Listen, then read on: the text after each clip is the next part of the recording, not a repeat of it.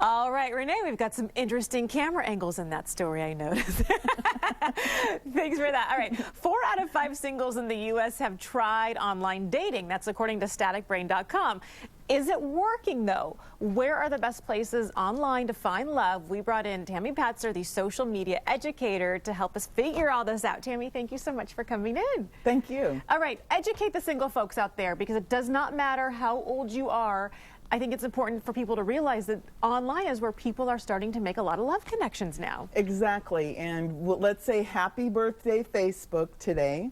And think about Facebook, 2004, 2014. More than 1 billion people are online, speaking 70 different languages. So doesn't it make sense to go to where real people hang out online? They hang out on Facebook, Instagram, Pinterest, LinkedIn. You have different types of people hanging out at different social media platforms. So why not find that romantic connection online at a real social media network instead of at a traditional dating site? Well, that brings up a really good point, because when you have your Facebook page, majority of the people that are friends with you on your Facebook page are probably real friends or acquaintances in your life.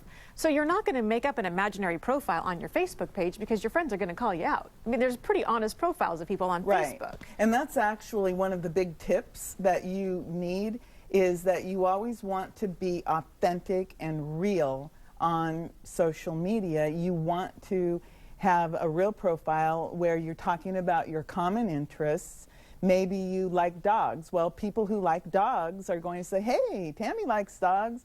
Why not friend her? Or maybe your friends and relatives know someone who has a common interest with you, so they might suggest to you, hey, be friends with this person. How do you suggest people branch out beyond their current friend list of people that are their friends in real life and start to meet people on Facebook in order for them to find that match? Facebook really makes it really easy to do that. You can actually do a search, and you can search for your interest by age, by hobby, by group. For example, the sports teams would be a good example if you're a fan of some sports team. I have a friend who's a big Tampa Bay Rays fan, so everything about her profile is Tampa Bay, Tampa Bay. Sure. And here in San Diego, it's the same thing. You have people who love San Diego and the Padres, and the so Chargers, you yeah. could meet somebody with that common interest. I see that you have a big dog event coming up right after Valentine's Day. People love dogs.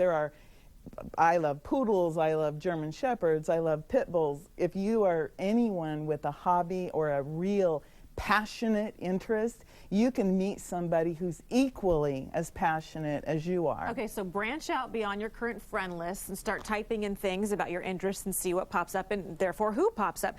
All right, now how do we make sure that our profile on our Facebook pages, or whether it's LinkedIn or whatever your favorite thing is, really attracts the opposite sex? How do you make sure that you are attracting mates with your profile and not turning people away?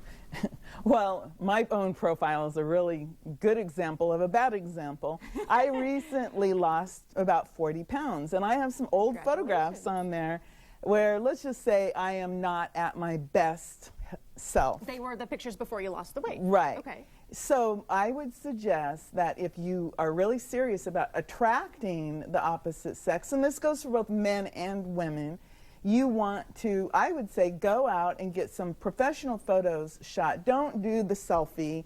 If you've ever noticed selfies, they're normally very distorted. They're so unattractive. Or they're half a face. They're awful. Yeah. And they do not show who you really are. So I'm not saying to go out and do like glamour shots, but I'm saying go get some nice professional photographs that show who you are.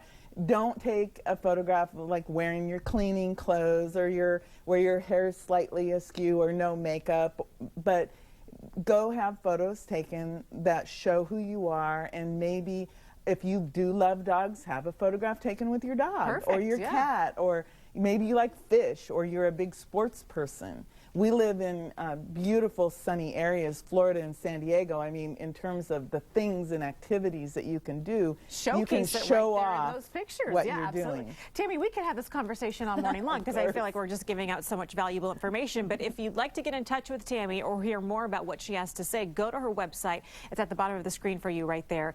And you can even ask her some questions, even like her or friend her on Facebook at the same time. All right.